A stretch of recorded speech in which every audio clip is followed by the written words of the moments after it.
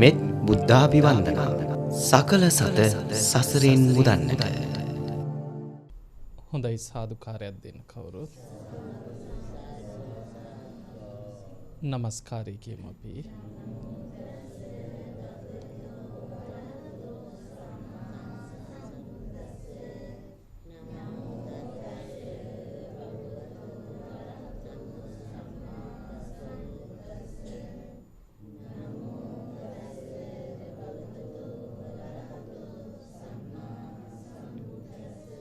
බුද්ධං සරණං ගච්ඡාමි ධම්මං සරණං ගච්ඡාමි සංඝං සරණං ගච්ඡාමි ဒုတိယံ පි බුද්ධං සරණං ගච්ඡාමි ဒုတိယံ පි ධම්මං සරණං ගච්ඡාමි ဒုတိယံ පි සංඝං සරණං ගච්ඡාමි တတိယံ පි බුද්ධං සරණං ගච්ඡාමි တတိယံ පි ධම්මං සරණං ගච්ඡාමි တတိယံ පි සංඝං සරණං ගච්ඡාමි පාණාතිපාතා වේරමණී සික්ඛාපදං සමාදියාමි အဒိන්නා දාන වේරමණී සික්ඛාපදං සමාදියාමි කාමේසු මිච්ඡාචාරා වේරමණී සික්ඛාපදං සමාදියාමි มุสาวาทาเวรมณีสิกขาปดังสมาธิยามิสุราเมรยมัจจปมาดัฏฐานาเวรมณีสิกขาปดังสมาธิยามิ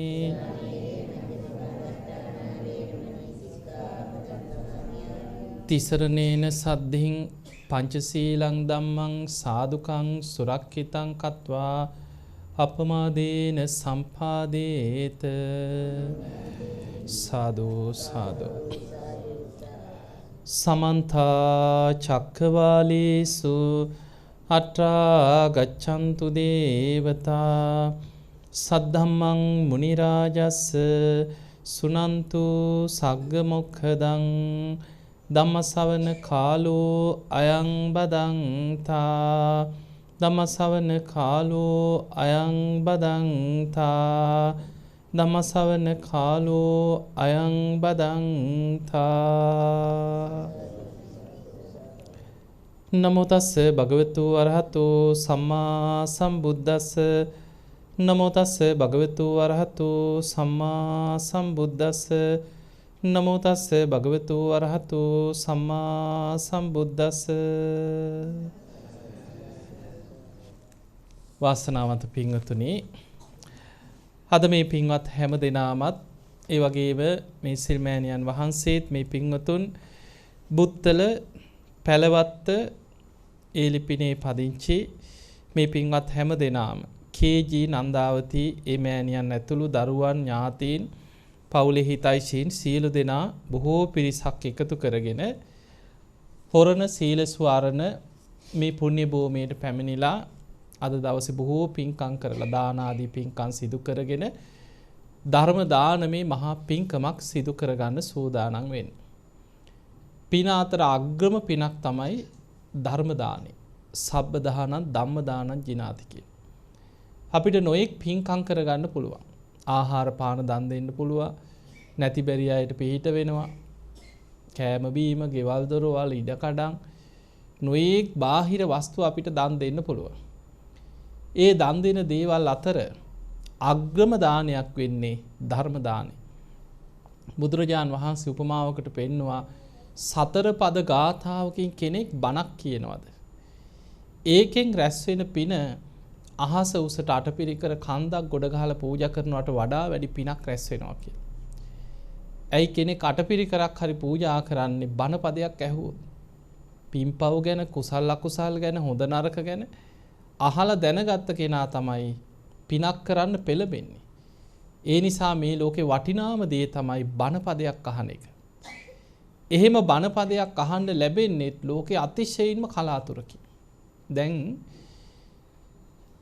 ඔබ අහලා ඇති අපේ බෝසතාණන් වහන්සේ දීපංකර පාදමූලේ විවරණ ගත්තේ මීට සාරා සංකේය කල්පලක්ෂයකට පෙර.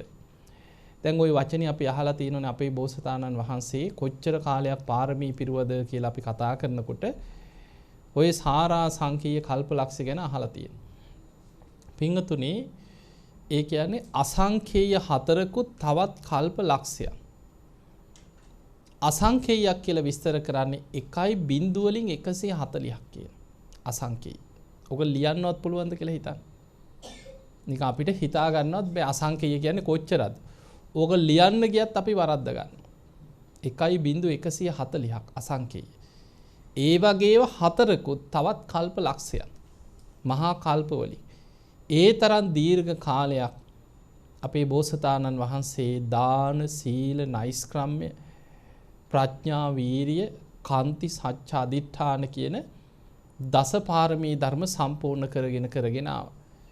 සම්බුද්ධත්වයේ පිණිස පාරමී උපපාරමී පරමත්ත පාරමී මේ දස පාරමී 30 ආකාරයකට එක පාරමිතාවක් 3 ආකාරයකට ඒ විදිහට සම්පූර්ණ කරලා තමයි මේ මහා බද්ද කල්පේ 4 වෙනි බුදුරජාණන් වහන්සේ හැටියට සම්බුද්ධත්වයට පත් වෙන්නේ.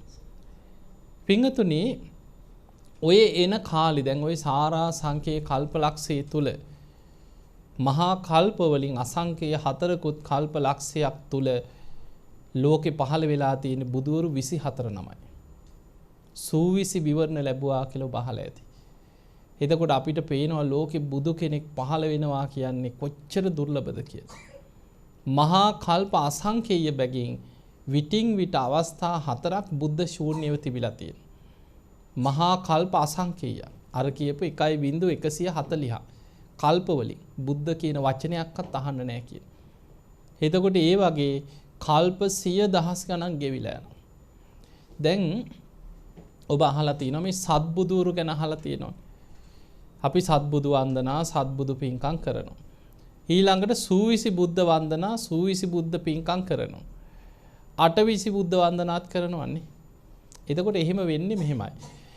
සත්බුදුවරු කියන්නේ අපිට ඒ කියන්නේ අපේ බුදුරජාණන් වහන්සේ පහළ වෙන්න ආසන්නම කල්ප 91ක් තුල පහළ වෙච්ච බුදුරජාණන් වහන්සේලා කීප නම තමයි සත්බුදුවරු. මීට කල්ප 91කට පෙර පහළ වුණේ විපස්සී කියන බුදුහාමුදුරුවෝ. ඒ විපස්සී බුදුහාමුදුරුවෝ පහළ වෙලා පිරිනිවන් පෑවට පස්සේ කල්ප 60ක් බුද්ධ ශූන්‍යයි කියන.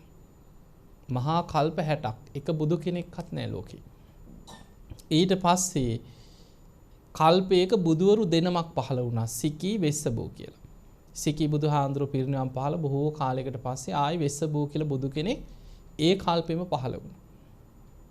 ඒ සිකී වෙස්සබෝ බුදුවරුන්ගෙන් පස්සේ ආයි කල්ප 30ක් බුද්ධ ශූන්‍යයි කියන.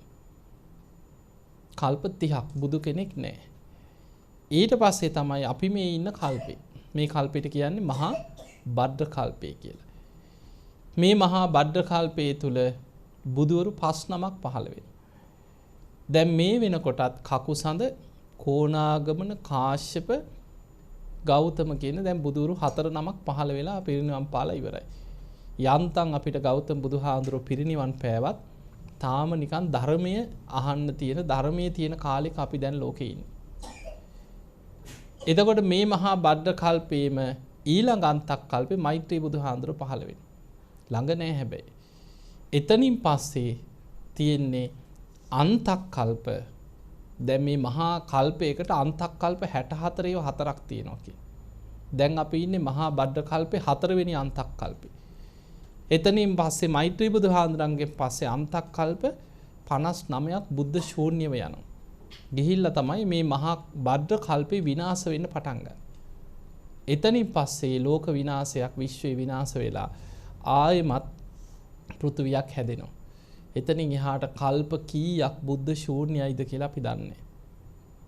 එතකොට අපි මේ ඉන්නේ ඊටාම භයානක අනතුරක. අපිට තේරෙන්නේ නැහැ මේ බුදු කෙනෙක් පහළ වෙනවා කියන්නේ කොච්චර දුර්ලභද කියලා. එතකොට ඔය කල්ප 91ක් තුල පහළ වෙච්ච බුදුරජාණන් වහන්සේලා හත් නම තමයි අපි සත්බුදුවරු කියලා හඳුන්වන්නේ. ඊළඟට අපේ බෝසතාණන් වහන්සේ දීපංකර පාදමූලයේ ඉඳන්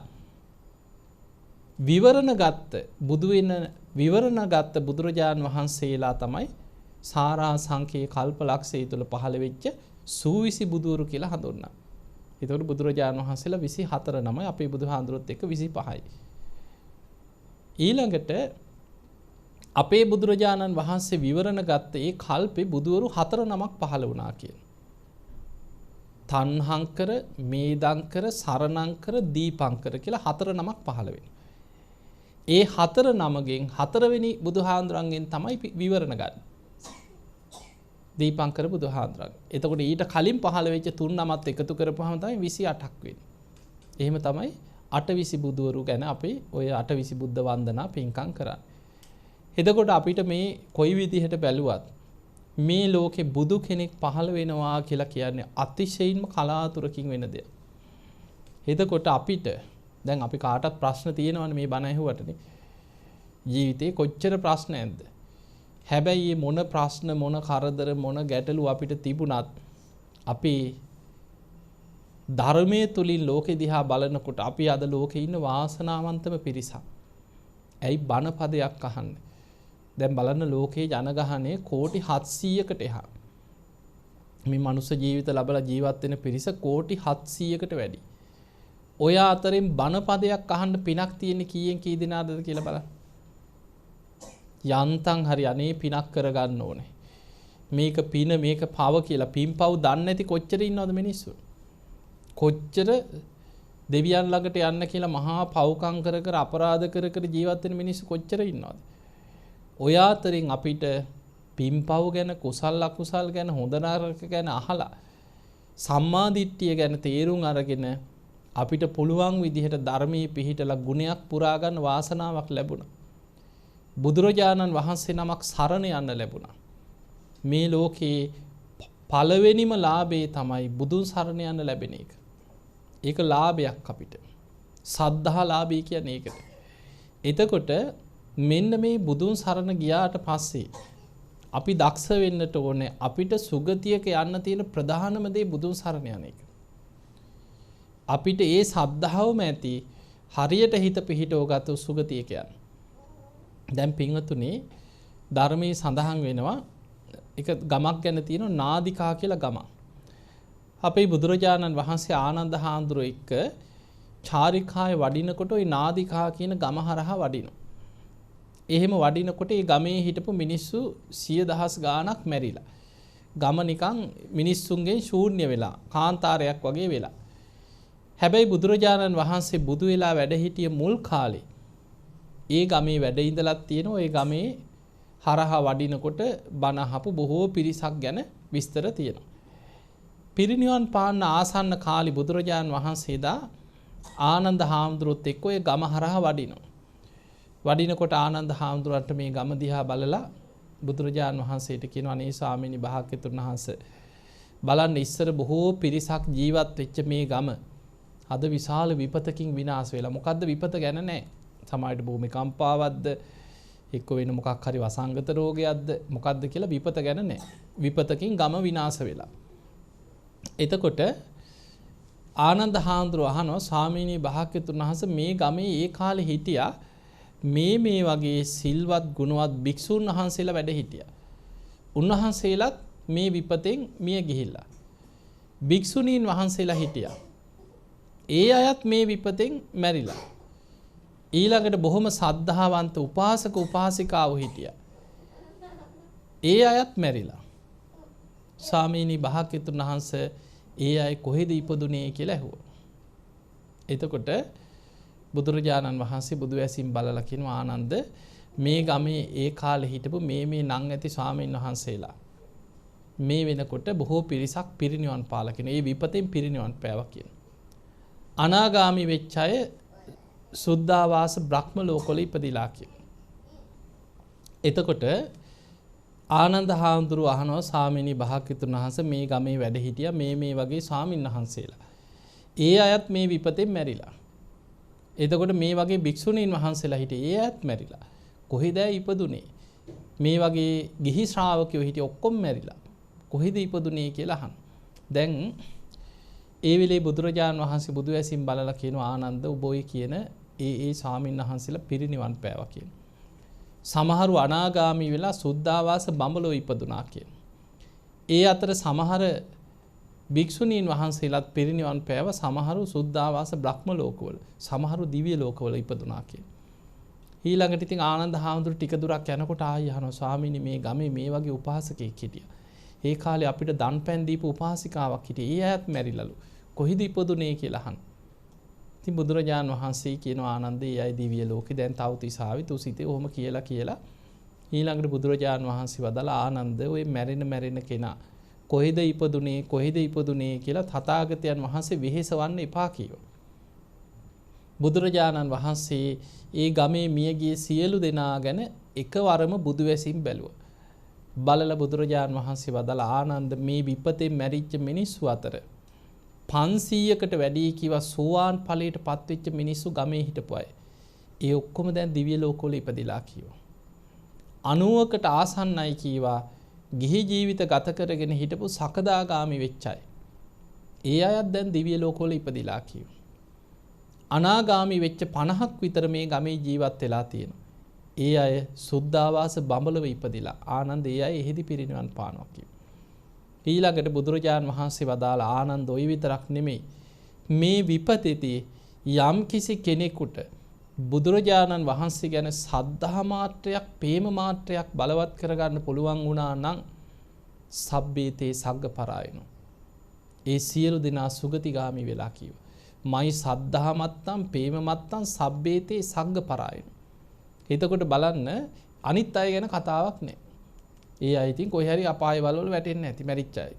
දැන් අපි ගමු අපේ රටේ විපත් වෙනවනේ. ওই සුනාමි ආවා. 30 40000ක් මැරුණා.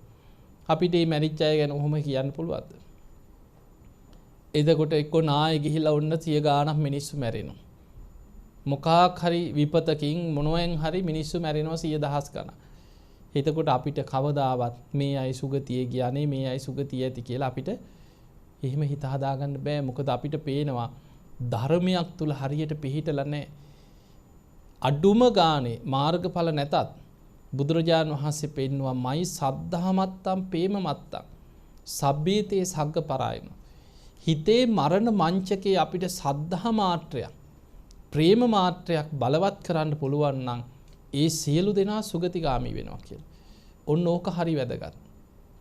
පින්වතුනි දේශනාවක සඳහන් වුණා බුදුරජාණන් වහන්සේගේ මරණ මංචකේ අපි දන්නවා පෘථග්ජන කෙනාට ගොඩාක් අකුසල් බලවත් වෙන්න තියෙන අවස්ථාවල් වැඩි.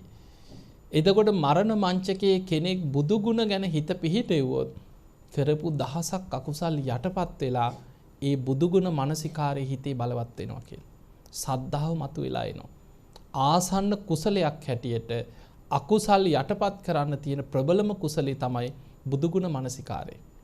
දැන් ඔබ අහලා ඇතිනේ ඔය මරණාසන්න කෙනෙකුට බලවත් වෙන කර්ම තියෙනවා. ගරුක කර්ම, ආසන්න කර්ම, ආචින්න කර්ම, කටක්තා කර්ම කියලා කර්ම 4ක් පෙන්නනවා. ගරුක කර්ම කියලා කියන්නේ ආනන්තරී අකුසලයක් කරලා තිබ්බොත් මරණ මංචකේ ඒක බලවත් වෙනවාමයි. ආයි මොන පිනෙන්වත් වහන්න බෑ.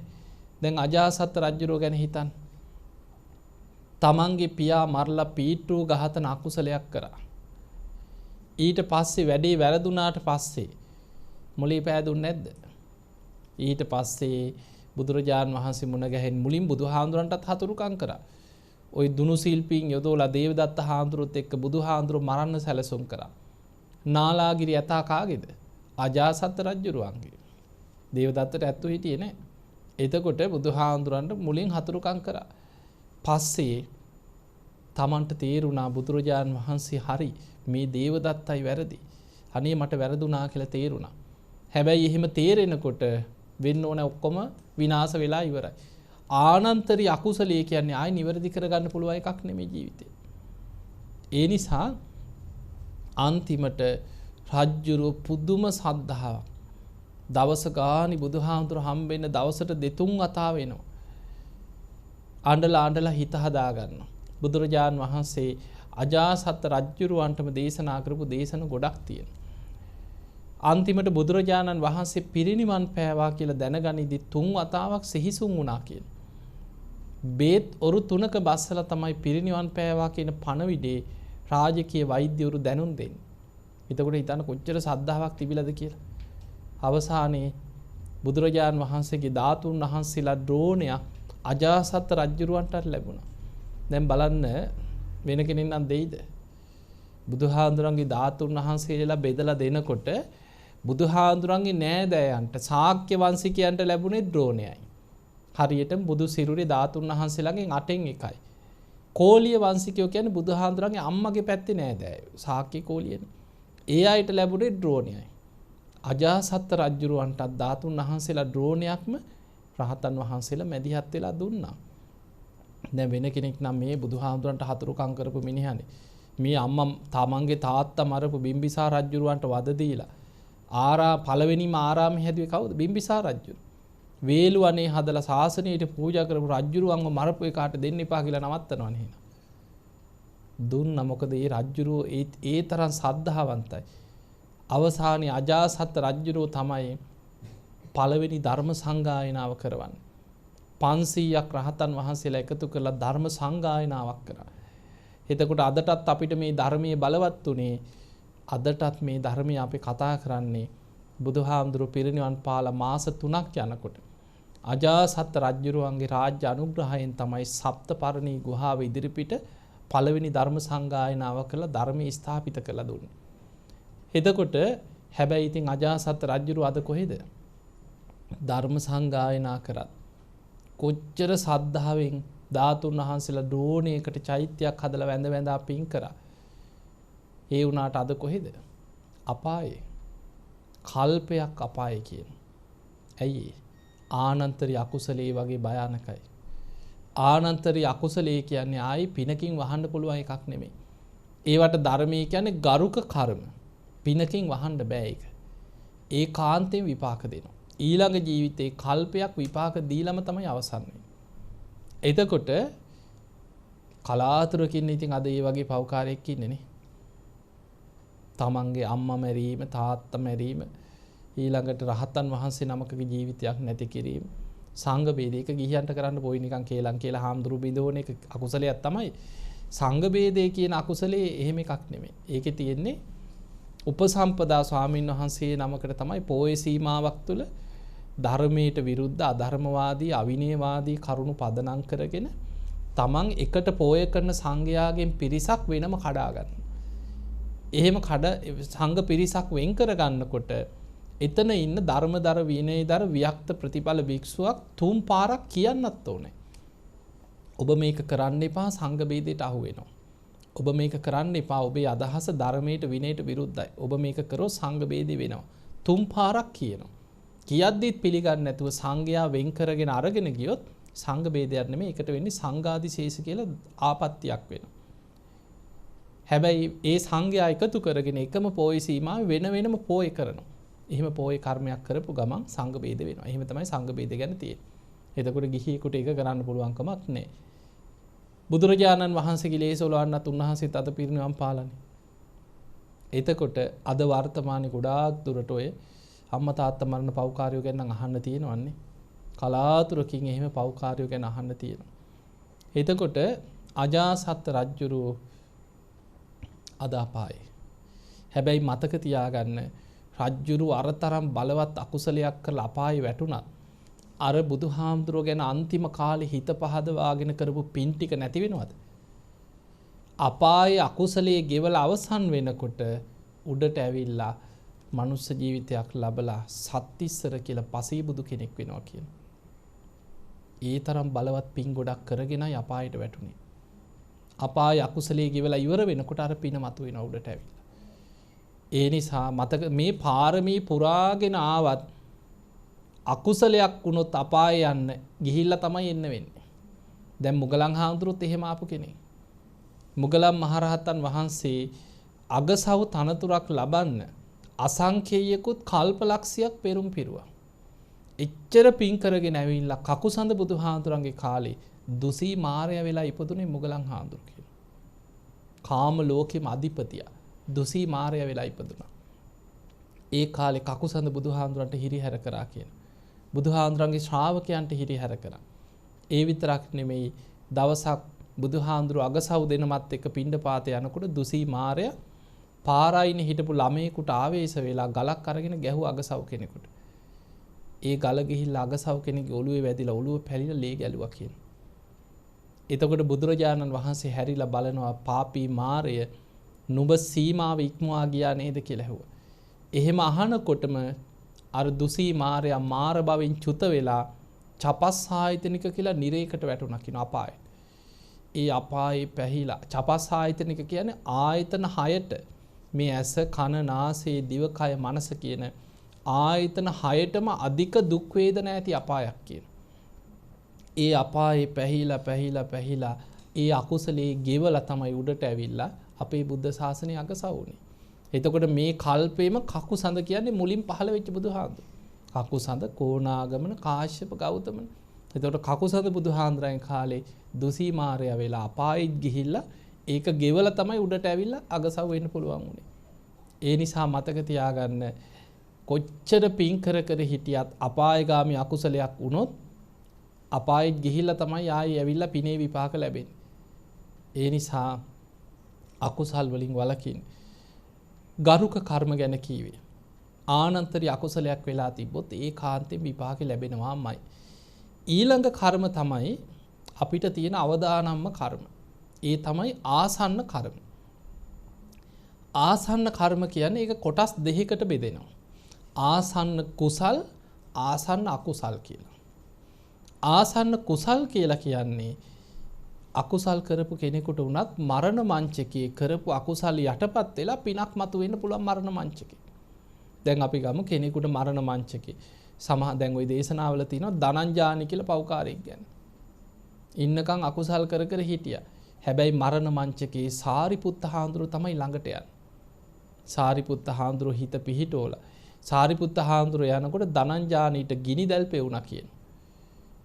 කෑ ගහනවා මගේ ඔළුව වටේට කඹයක් වෙල්ලලා හිර කරනවා. මාව උස්සන් ගිහිල්ලා ගිනි අඟුරු වලකට දාලා පුච්චනවා වගේ කී ධනංජානි කියවනවා.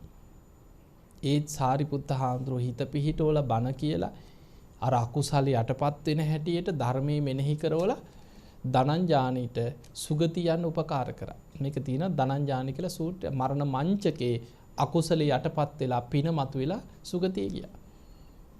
එහෙනම් අපිට පේනවා මරණාසන්න මොහොතක පිනක් මතු කෙරෙව්වොත් ඒකට ධර්මයේ කියන්නේ අකුසල් මැඩලන කුසල් කියලා. එයාට සුගතිය යන්න පුළුවන්. ඒකනේ ඉස්සර මිනිස්සුන්ට පින් පොත් තිබ්බේ. ඒ කරපු පින් සිහි කර කර පින බලවත් කරගෙන මරණ මංචකේ හරි පිනක් සිහි කරගෙන පණ ගියා. ඕකේ අනතුරු තියෙන්නේ මොකක්ද එහෙනම්? අකුසල් මේ කුසල් මැඩලන අකුසල්. එතන තමයි අනතුරු තියෙන්නේ. අපි මේ බණ ඇහුවා, දන් දුන්නා, පින්කම් කරා, ඒ මොනවා කරත් මරණ මංචකේ ඕක සිහි කරගන්න බැරි වුණොත් කවුරු හරි ගැන කේන්තියක් වෛරයක් ආවොත් එන්න බැයිද? එන්න පුළුවන්. මේ හිතේ තියෙන භයානකකම තමයි සමහර අය ඉන්නවා දැන් මේ අපි ඔය හොඳට ඉන්නකොට ටිකක් සිහිනුවන තියෙනකොට වගේ නෙමෙයි සමහරුන්ට ඔය වයසට ගිහිල්ලා ටිකක් සිහිය දුර්වල වෙනකොට හොඳට හිත වැඩිලා නැත්නම් අකුසල් පැත්ත ටිකක් බලවත් වෙනකොට හිතපු නැති විදිහට අකුසලයටම හිත යනවා. සමහර අය ඉන්නවා කෑම ටික කවලා නාවලා මූණකට හොදවලා මල මුට්ට ටික අස් කරලා බොහෝම ආදරෙන් සලකනවා. එක දවසක් මග හැරුණොත් වෛර බඳින අය නැද්ද? වෛර බඳිනවා. බේත් පෙත්ත එක දවසක් ගෙනත් දෙන්න පරක් වුණොත් වෛර බඳිනවා. කොච්චර කන්න දුන්නා සමහර ලාවට ආස කරන දේ දෙන්නේ නැහැ. ඒ වෛද්‍යවරු කියනවා දෙන්න එපා කියලා. ඒත් අර අම්මා ආසයි. නෑ මට ඒව කන්න ඕන. මට දීපන් කියලා. දෙන්නේ නැහැ. වෛර බඳිනවා. ඒ සමහරුන්ගේ හැටි මේ ළඟදී අම්මා කෙනෙක් එක්කව ඒ අම්මට අවුරුදු 80 ගාන. ඉතින් ඒ අම්මව එක්කන් ඇවිල්ලා එළිය තියලා මට කිව්වා හාමුදුරනේ අම්මා පැණි රහමයි ඉල්ලන්නේ අපි ඉතින් දෙන්නේ නැහැ අපිත් එක්ක පුදුම වෛරයක් කිව්වා. උදේ ඉඳන් අපිට සාප කරනවා කිව්වා. ඉතින් උස්සගෙන රෝද පුටුවක හිටියේ. අනේ පව් හරි ආදරේ. ඉතින් අම්මවත් ඉඹලා උස්සගෙන ඇවිල්ලා අම්මේ කියලා හරි ආදරේ ඒ දරුවෝ සලකනවා. ඒත් දරුවෝ එක්ක පුදුම වෛරයක් තියෙනවා. ඊට පස්සේ ඉතින් මං කිව්වා ඔය දීලා දාන්නකෝ කන්න. ඉතින් පැණි රහ ඉතින් ආසනම් කන්න දෙන්න කියලා. නෑ හාමුදුරනේ ඉන්සියුලින් විදිනවා කියනවා. එතකොට ඉන්සියුලින් විදිනවා කියන්නේ මොකද්ද ලෙඩේ? සීනි. එතකොට ඒක පෙත්තකින් කන්ට්‍රෝල් කරන්නත් බැරි විදිහට හොඳටම වැඩි. එතකොට වෛද්‍යවරු කියලා තියෙන්නේ දෙන්නම එපා. පැණි රහ පෙන්නන්නවත් එපා. මේ අම්මා ඉල්ලනවලු. කමන්නේ. මන්නේ මැරෙන්නේ දීපිය කාලා මැරෙනවා කියනවලු. එහෙමයි නැද්ද? ඉන්නවා. නොකා මැරෙනවට වැඩිය හොඳයි කාලා මැරෙනවා කියනවා. අර දරුවෝ දෙන්නේ නැහැ. දැන් දරුවන්ට සාහප කරනවා. ඊට පස්සේ කියවනේ හාමුදුරුවත් කියන්න කිව්වා අම්මට. මං කිව්වා ඉතින් මං කියන්නම් ගේන්නකෝ කියලා. ඊට පස්සේ අනේ ඉතින් වඩාගෙන ඇවිල්ලා පුටුවේ වාඩි කරා. හරි ආදරේ. ඊට පස්සේ ඉතින් මං කිව්වා අම්මා කොච්චර පිංවන්තද මේ අම්මට කොච්චර ආදරෙන් සලකන දරුවෝ ඉන්නවද කියලා. කම්බුලේ අත තියාගත්තා. තියාගෙන කිව්වා අනේ ඔබ වහන්සේට වැරදිලා කිව්වා. මුම් මගේ හතුරු කිව්වා. මං ඇහුවා ඒයි කියලා. අනේ හාමුදුරනේ මම මේ කියන්නමයි හිටියේ කිව්වා. මුම් මට කන්න දෙන්නේ නැහැ කිව්වා. මගෙන් පලි ගන්නවා කිව්වා. බලපුවාම හොඳට කන්න දෙනවා. හැමදේම කන්න දෙනවා. කන්න දෙන්නේ නැත්තේ පැණි රහ විතරයි. එතකොට බලන්න අර කරන ඔක්කොම ඉවරයිනේ. නාවලා මල මුට්ට ටික අස් කරලා ආදරෙන් වඩාගෙන උස්සගෙන ඇවිල්ලා කොච්චර බේත් හේත් ටික දීලා කොච්චර සැලකුවත් පැණි රහ දෙන්නේ නැහැ කියලා දරුවන්ට සාප කර කර වෛර කර කර ඉන්න. දැන් ඔහොම ඉඳලා මැරිලා සුගතියයිද? අමාරුයි. අර දරුවන් ගැන වෛරෙන් මැරෙන්නේ ඊට පස්සේ. ඒ නිසා මතක තියාගන්න ධර්මයක් පුරුදු කරේ නැත්නම් ආයි ලේසි නෑ මේක. ඉතින් ඒ නිසා පින්වතුනි මරණ මංචකයේ අකුසලයක් බලවත් නොවෙන්න නම් ප්‍රධානම දේ තමයි හැම වෙලාවෙම කුසලයක හිත පිහිටවාගෙන පුරුදු කරන්න. එහෙම නිතර පුරුදු කරන දෙයට කියන්නේ ආචින්න කියලා. ඒ ආචින්න කර්ම කියලා කියන්නේ කාලයක් පුරුදු කරපු දේ බලවත් වෙනවා. දැන් අපි ගමු කාලයක් අපි බුදුගුණ මානසිකාරය පුරුදු කරලා නම් මරණ මංචකයේ බුදුගුණම සිහි වෙන තියෙන අවස්ථාව වැඩි. අයියා පුරුදු කරලා තියෙන එකනේ හැම වෙලෙම බුදුගුණම සිහි කරනවා. උදේ නැගිටලා දැන් බලන්න පරණ ආච්චිලා සීලා ඔය ගම් වල ඇති දැන් මේ පිංගතුන් බුත්තලනේ නේ. ඉතින් ඔය ගම්මාන වල ජීවත් වෙන අය මේ ඔය කොළඹ පැති වල වගේ නෙමෙයි ගොඩක් ඉන්නවා. සමහර අම්මලා අපි දන්නවා උදේ පාන්දර නැගිටපු ගමන් පෑන් එකක් පෙරලා තියලා බුදුන් වන්දා. උදේම නැගිටපු ගමන් ආයි කුණු කෙල පිටින් හරි කරන්න ඉස්සල්ලාම බුදුන් වඳිනවා. ඊට පස්සේ ගිහිල්ලා මුට්ටියටත් වඳිනවා. හාල් ටික අරගෙන අත ගාලා වඳිනවා. ඇයි මේ බුද්ධ පූජාව තියන්නේ. වැඳලා තමයි ඉස්සල්ලාම බත් ටික උයන්නේ. උයපු ගමන් පළවෙනියටම හැන්ද අයින් කරලා බුද්ධ පූජාව බෙදලා බුදුන් ඇඳලා බුද්ධ පූජාව තියලා තමයි ගෙදර කැම ටික බෙදන්නේ. ඊට පස්සේ දවල්ට ඉතින් ඔය තියෙන දෙයක් සමහරට උයලා නැත්නම් පෑන් එකක් හරි පෙරලා තියලා වෙලාවට බුදුන් ඇඳ. ඊට පස්සේ හවසට ගමේ ඇවිදලා මල් ටිකක් හදාගෙන ඇවිල්ලා ගෙවල් වල සුවඳුන් ටිකක් හරි අල්ලලා හොඳට හවසට මල් පහන් පූජා කරලා ගෙවල් වල හොඳට බුදුන් ඇඳලා ඉස්සර. එතකොට ඊ පරණ ආච්චිලා සීලට කටපාඩම් තුන් සූත්‍රය එහෙම. ගෙවල් වල හොඳට පිරිත් කියලා පැයක් විතර බුදුන් අදින හොඳට ගාථා කියලා. නිදා ගන්න ගිහිල්ලා මට මතකයි අපේ සීයා. පැය ගණන් හවසට පටන් ගත්තාම 6ට 7ට 9 විතර වෙනකන් ගාථා කියනවා බුදුන් අදිනවා ආයෙ එළිය පහනක් පත්තු කරනවා ආයෙ බුදුන් අදිනවා. ඇඳට ගිහිල්ලා ඉතිපිසෝ ගාථාව 7 සැරයක් කියලා බුදුන් ඇදලා නිදා ගන්න. එතකොට එහෙම තමයි පරණයි. දැන් අද හොයන්නවත් නැහැනේ එහෙම. ඇඳේ ඉඳගෙනත් ගාථා කියලා බුදුන් ඇඳලා දෙවියන්ට පින් දීලා තමයි නිදාගන්නේ. දැන් බලන්න ඔහොම ජීවත් වෙන කෙනෙක් දවසට කී සැරයක් බුදුන් අඳිනවද කියලා හිතන්න.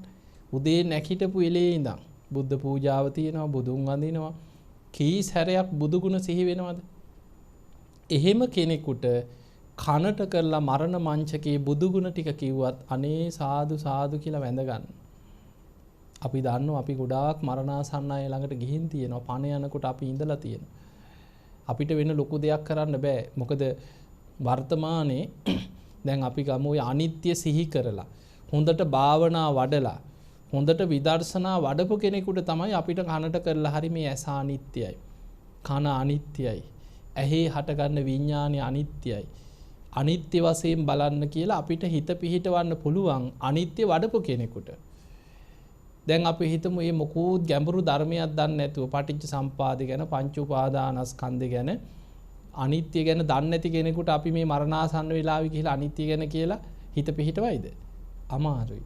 ඒ නිසා අපි ගොඩක් දුරට කරන්න ওই සාමාන්‍ය ජීවිත ගත කරන අපි ඉතින් ඔය අපේ සීල ස්වර්ණේ හොඳට ධර්මයේ වඩපු හාමුදුරුව කෙනෙකුට නම් අපි අනිත්‍ය ගැන ගැඹුරු දෙයක් කියලා දෙනවා මරණ මංචකේ. හිත පිහිට ඕන හැටි. ගිහි කෙනෙක් ගොඩක් ඉතින් ලෙඩ වෙලා වයසට ගිහිල්ලා මරණාසන්න වුණාම ඉස්පිරිතාලෙක හරි අපි බලන්න ගියාම අපි කරන්නේ පළවෙනිම දේ ඉස්සෙල්ලා සීල් සමාදන් කරනවා. එහෙම සීල් සමාදන් කරලා අපි කරන්නේ බුදු ගුණ ටික තමයි කියලා දෙන්නේ. හිත පිහිටවන්න කියලා හැම වෙලෙම බුදු ගුණ හිතන්න. ඒක තමයි අපිට මරණ මංචකේ කරපු අකුසල් යටපත් කරගෙන කුසලයක් බලවත් කරනවා නම් සුගතියක යන්න බලවත් කරන්න තියෙන ප්‍රධානම කුසලෙ බුදු ගුණ මානසිකාරය. ඒ නිසා ඔබ දැන් මේ බණ ඇහුවා වගේම අපි දන්නේ නැනේ ඔබේ ජීවිතවල ඔබට ඕන තරම් අවස්ථාවක් ඉන්න සමහරවිට ඔබ ඉස්පිරිතාලයක වැඩ කරන කෙනෙක් නම් කොච්චර මිනිස්සු තමන්ගේ ඉස්සරහා මැරෙනවා දකින්නවදනේ. ওই රෝහල් වල වැඩ කරන අය කොච්චර දවසකට ඒ රෝහල් වල කී දෙනෙක් නම් මැරෙනවද මිනිස්සු. එතකොට තමන්ට නික කොච්චර පින් කරගන්න අවස්ථාවක් තියෙනවද. ඒ පණ යන ලෙඩෙක් ළඟට හරි ගිහිලා කනට කරලා හරි බුදු ගුණ ටික කියන්න පුළුවන් නම් කොච්චර පිනක්ද. ඒ නිසා කෙනෙක්ගේ ජීවිතයේ තීරණාත්මක මොහොත තමයි මරණාසන්න මොහොත. සුගතියක යන්න උපකාර කරන්න. එක්කෙනෙකුට හරි සුගතියක යන්න උපකාර කරනවා කියන විශාල පිනක්. ඊළඟට පින්වතුනි නිතර පුරුදු කරන දේ අපි ගමු අපි මෛත්‍රිය පුරුදු කරා කියලා. නිතර මෛත්‍රිය වඩන. මෛත්‍රී භාවනාව කරනවා. එයාට මරණ මංචකේ මෛත්‍රියම බලවත් වෙන්න තියෙන ඉඩ වැඩි. ඊළඟට දේවතානුස්සතිය ওই දිව්‍ය ලෝකෙක හිත පිහිටවලා හිත වඩන ක්‍රමයක් ධර්මයේ උගන්වනවා. බුදුහාඳුරු පෙන්නවා ගිහි ශ්‍රාවකයෙක් නිතර සිහි කළ යුතු වැඩි යුතු භාවනා හයක් ගැන. බුද්ධානුස්සතිය, ධම්මානුස්සතිය, සංඝානුස්සතිය, සීලානුස්සතිය, ඡාගානුස්සතිය, දේවතානුස්සතිය. ඔය අනුස්සති භාවනා හය වඩන්න කියනවා නිතර. එතකොට දේවතානුස්සතිය කියන්නේ අපි දිව්‍ය ලෝකෙක හිත පිහිටවාගෙන හිත වඩනවා. ඒ හිත වඩන්නේ මේ දිව්‍ය සැප සම්පත් ලබන්න නෙමෙයි. ඒකට හේතුව අපේ ජීවිතේ වැඩිපුරම බර වෙලා තියෙන සුගතියටද අපායටද? සතර අපායේ මහ ගෙදර වගේ කියනවා. සෝවාන් වෙනකල් අපිට අනතුරු නැතුව නෙමෙයි අනතුරු තියෙනවා. ඒ නිසා මේ ධර්ම මාර්ගේ වඩනකොට යා පරලොවෙන් රැකවරණයක් පිණිස සුගතියක් අරමුණු කරගෙන දිව්‍ය ලෝකෙක හිත පිහිටවාගෙන තමයි හිත වඩන්නේ. එතකොට එහෙම භාවනාවක් හැටියට දේවතානුස්සතිය බුදුහාඳුර පුරුදු කරනවා. පෙන්නනවා. එතකොට අපි ඒක පුරුදු කරලා තිබ්බොත්, අපි ඉගෙනගෙන තිබ්බොත් අපිට මරණ මංචකේ ඒක බලවත් වෙන්න තියෙන අවස්ථාව වැඩි. ත්‍යාගානුස්සතිය කියන්නේ අපි කරපු පින්ම සිහි කර කර ඉන්නවා. ওই පින් පොතේ තියෙන පින්කම් කරපු පින්කම් සමහරුන්ට වාඩි වෙලා හිතනවා අනේ මම මෙහෙම පින්කම් කරා මම මෙච්චර දන් දුන්නා අපි මේ වගේ පින් කරගත්තා. කොහොම හිතා ඉන්නවා. ඒ පින බලවත් වෙන්න තියෙන අවස්ථාව වැඩි. හැබැයි ඒකෙම අනිත් පැත්ත තියෙනවා. මැරෙන්න වැටෙනකම් පව්කම්ම කර කර හිටපු කෙනාට ඒ අකුසල්මයි බලවත් වෙන්නේ. ආයි ඒ මොහොතේ දෙයක් කරගන්න බෑ. දැන් සමහරු ඉන්නවනේ පවුල් වල නැද්ද මෙහෙම අය. උඹලගේ පාඩුවේ ඉඳපල්ලා මං ඒක ඒ වෙලාවට කරගන්නම් කියන අය. නැද්ද එහෙමයි. එයාලා හිතන් ඉන්නවා මැරෙන්න වැටෙනකම් පව් කර කර ඉඳලා අන්තිම මොහොතේ අචුති චිත මං ඒක ගාන්ට වැඩේ කරගන්නම් කියන. ඒක කරගන්න පුළුවන් දෙයක් නෙමෙයි. මොකද හිත පුරුදු වෙච්ච දේ තමයි හිතට ගලන්නේ. නිතර ප්‍රාණඝාත කරපු කෙනාට සිහි වෙන්නේ මැවි පේන්නේ කරපු ප්‍රාණඝාත ටික. හොරකම් කරපු කෙනාට මතක් වෙන්නේ ඒවා ටික. දුස්සීලකම් කරපු කෙනාට චිත්තපටි වගේ පේන්නේ ඒවා ටික. දැන් ඔබ අහලා ඇතිනේ අර චුන්දසූකරික ගැන බුදුහාඳුරේ කාලේ. මැරෙන්න වැටෙනකන් ඌරෝ මරමරහ හිටියා. මරණාසන්න කාලේ ඌරෙක් වගේම කෑ ගහලා මැරුණා කියලා. දැන් ওই බුදුහාඳුරන්ගේ කාලේ ඔබට වර්තමානයේ බලන්න හොඳ පොතක් තියෙනවා. ඔබ අහලා ඇති ලංකාවේ නන්දසේන රත්නපාල කියලා මහාචාර්යවරයෙක් හිටියා. එතුමා දැන් නැති වෙනවා. මීට අවුරුදු ගානකට පෙර. එතුමා මහාචාර්යවරයෙක් පරීක්ෂණ හැටියට පොත් කීපයක් කරලා තියෙනවා. එතුමාම ගිහිල්ලා ඒ තැන්වල ඉඳලා පරීක්ෂණ කරලා ඒ මිනිස්සු ගැන අධ්‍යයනය කරලා ලියපු පොත් ටිකක් තියෙනවා. හරිය ලස්සනයි. ඒකේ තියෙනවා ditta ධම්ම වේදනීය කම්ම විපාක කියලා පොතක්. මේ ජීවිතේම විපාක දෙන කර්ම විපාක. ditta ධම්ම වේදනීය කම්ම විපාක. මහාචාර්ය නන්දසේන රත්නපාල කියලා කෙනෙක් ලියපු පොත. අන්න ඒකේ තියෙනවා එතුමා 40ක් හරි 50ක් හරි පිරිස් ගැන අධ්‍යයනය කරලා තියෙනවා. ඔය 80 ගණන් වල මිනිස්සුන්ට වද දීලා මරපු අය, හරක් මරපු අය, ඌරු මරපු අය, එක එක මිනි මරුවන්ගේ ජීවිත ඒ ගත්ත පිරිස අවුරුදු 20ක් 25ක් ඇතුළත ඒ විදිහටමයි දුක් විඳලා මැරලා තියෙන්නේ. හරි පුදුමයි මේ කර්ම විපාක. දැන් අපිට ඒවා ඔක්කොම බලනකොට පේනවා මේ නංගන් ඇතුව ඒ පුද්ගල විස්තර හරියටම හොයලා මේ ලංකාවේ වෙච්ච පරීක්ෂණයක් තියෙනවා. සමහර පුද්ගලයෝ ඉඳලා තියෙන ඌරු මරන. එයා මරන්නේ කොහොමද? ගෝණියක් ඔලුවට දාලා පොල්ලෙන් ගහලා ඌරව මරන්නේ.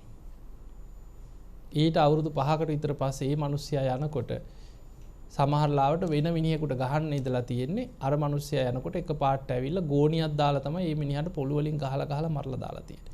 එතකොට අර තමන් සත්තු මරපු විදිහටම තමන්ට මැරෙන්න වෙලා තියෙන්නේ.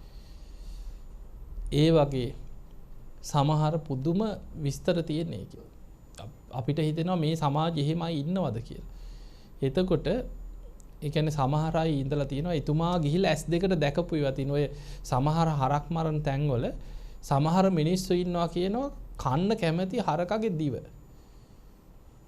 එක පාරට ඒකේ තියෙනවා අර මරන්න ඉන්න හරකුන්ගේ දිව ඇදලා එක පාට කපා ගන්නවා කියනවා. තාම හරක මරලා නැහැ. කපාගෙන ඒවා ගිහිල්ලා හදාගෙන කනවා කියන හරක මරන්න කලින්. එතුමා කියනවා ඒ සිදුවීම් ඒ පුද්ගලයා ගැන අහලා ඒ පුද්ගලයා මේ කරන ඒවා යාම ගිහිල්ලා ඒ තැන්වල බලලා ඔහු එක්ක කතා කරලා ටික දවසයි කියනවා ගියේ ඊළඟට යනකොට දිවේ පිළිකාවක් කියන. ඇවිල්ලා සම්පූර්ණයෙන්ම මේ ඔක්කොම මෝන කුණු වෙලා ඊට පස්සේ උගුරෙන් කෑම යවන්න වෙලා දුක් විඳලා පණුව ගහලා මැරුණා කියනවා. එතකොට මේ තමන්ම කරන කර්මයන්ගේ විපාක තමන්ටම මෙලොව විපාක දීපු ඒවා තියෙන.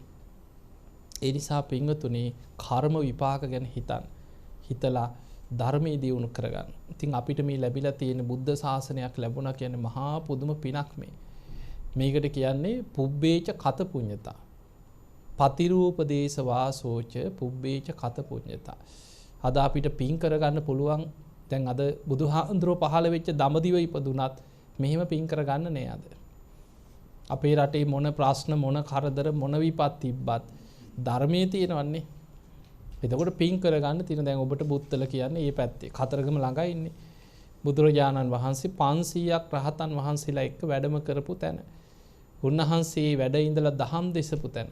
වැඩ හිටපු ආසනයේ කේශ ධාතුන් වහන්සේලා තැන්පත් වෙලා ඊළඟට අපේ බෝසතාණන් වහන්සේ රාජකුමාරයෙක් හැටියට පරිහරණය කරපු අබිනිෂ්ක්‍රමණය කරනකොට කෙස් වැටිය කපලා අහසට වීසි කරපු මගුල් කඩුව ඒ ඔක්කොම තැන්පත් වෙලා තියෙන කිරිවෙහෙරේ. ඊළඟට ඔබට මේ පැත්තෙන් මුතියංගනේටත් ළඟයි බුදුරජාණන් වහන්සේ වැඩම කරලා 500ක් රහතන් වහන්සේලා එක්ක ඉන්දක දෙවියන්ගේ ආරාධනාවෙන් එතන වැඩ ඉන්නකොට නලලේ දහඩිය බින්දු වගේක් ආවා කියන. ඉන්දක දෙවියන් ඉල්ලනවා අනේ අපිට වන්දනා කරන්න පූජනීය දෙයක් දෙන්න. බුදුරජාණන් වහන්සේ නලල පිරිමැදලා එක ශ්‍රී හස්තයකින් අනෙක් ශ්‍රී හස්තයට දහඩිය අදිෂ්ඨාන කරා මුතු බවට පත් වෙන්න කියලා. දහඩිය මුතු බවට පත් කරලා දුන්නා කියලා. ඒ තමයි මුත්තක ධාතුන් වහන්සේලා කියන්නේ මුතියංගනේ වැඩ ඉන්නේ. එතකොට ඒ වගේ අපිට කොච්චරනම් පින් කරගන්න චෛත්‍ය ඊළඟට කොච්චර ඒ අසල මේ චෛත්‍ය රාතිස්ස මහාරාම චෛත්‍ය ගත්තා බුදුහාඳුර වැඩ හිටිය භූමිය 500ක් රහතන් වහන්සේලා සමග තුන්වෙනි වතාවේ ලංකාවට වැඩම කරපු ගමනේ සමාපත්තියෙන් වැඩ හිටියේ තැන. ඒ නිසා අපිට පින් කරගන්න කොච්චරනම් අවස්ථාව තියෙනවා. මේ ලංකාවේ මොනතරම් ධාතුන් වහන්සේලා වැඩ ඉන්නවා. ජය ශ්‍රී මහා බෝධි අෂ්ටඵල බෝධීන් වහන්සේලා දෙතිස්ඵල බෝධීන් වහන්සේලා වැඩ ඉන්න. ඒ නිසා මේ ලැබිච්ච මනුස්ස ජීවිතය අවසන් වෙන්න පෙර අප්‍රමාදීව පින් කරගන්න. මේ කරන පින්ම සිහි කර කර සතුටු වෙන්න. ඉතින් ඔබ හැම දිනාටම මේ මනුස්ස ජීවිතය අවසන් වෙන්න පෙර අප්‍රමාදීව සද්ධාදී පින්දහම් දියුණු කරගෙන බලවත් කරගෙන උතුම් ධර්මයේම අවබෝධ කරගන්න වාසනාව ලැබේවා ලැබේවා ලැබේවා කියලා ආශිර්වාද කරනවා. ඉතින් පින්වතුනි සියලු දෙවියෝ සාදුකාර දෙදී මේ පින් අනුමෝදන් වෙත්වා. ඒ දෙවියන්ගේ පිහිට රැකවරණ ආශිර්වාදේ ඔබ හැම දිනාටම ලැබේවා ලැබේවා කියලා අපි ආශිර්වාද කරනවා. හැමෝම නිදුක් වේවා නිරෝගී වේවා සුවපත් වේවා. විශේෂයෙන් බක්කුල හාමුදුරන්ගේ ආශිර්වාදයෙන් මේ ඉදිවන බක්කුල මහා සෑයේ පිහිටෙන් මේ හැම දිනාටම නිදුක් නිරෝගී සම්පන්නිය තුන්වන්ගේ ආශිර්වාද රැකවරණේ දීර්ඝායු සම්පන්නියම සසරේ ලැබේවා කියලා අපි ආශිර්වාද කරනවා. මොම වෙන්ද ගන්න අභිවාදන සීලිස්ස නිච්ඡං වද්දා ප්‍රචායිනෝ චත්තාරෝ ධම්මා වඩ්ඩන්ති ආයුවන්නෝ සුඛම් බලං ආයුරාරෝග්‍ය සම්පatti සග්ග සම්පatti මේවච අතෝ නිබ්බාන සම්පatti මිනාතේ සමිච්ඡතු හැම දිනාම නිදුක් වේවා නිරෝගී වේවා සුවපත් වේවා සුවපත් වේවා හැම දිනාටම තෙරුවන් සරණයි.